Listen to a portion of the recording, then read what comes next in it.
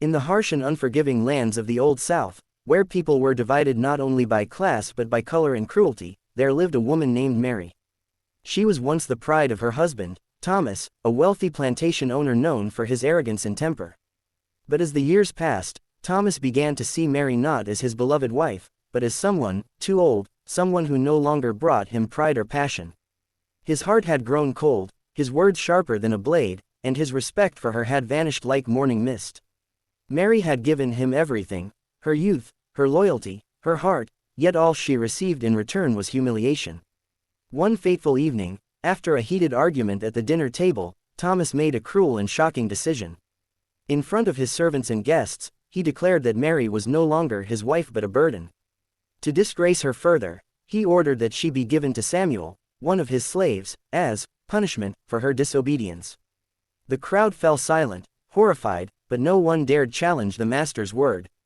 Mary, trembling and humiliated, stood still, unable to comprehend the cruelty she had just endured. Her once bright eyes were now filled with tears, but Samuel, the man she was handed to, stepped forward with quiet dignity. He didn't see her as a cast-off wife or a punishment. He saw a woman, broken, yes, but still deserving of respect. Without saying a word, he offered her his hand and led her away, not to shame her, but to protect her from further humiliation. Days turned into weeks, and what began as an act of cruelty slowly transformed into something unexpected. Samuel treated Mary with gentleness she hadn't known in years. He built her a small cottage near the edge of the fields, where the wildflowers bloomed freely. Every morning, he brought her water, shared his food, and made sure she was safe. He never spoke of her past, nor did he remind her of the shame she'd endured.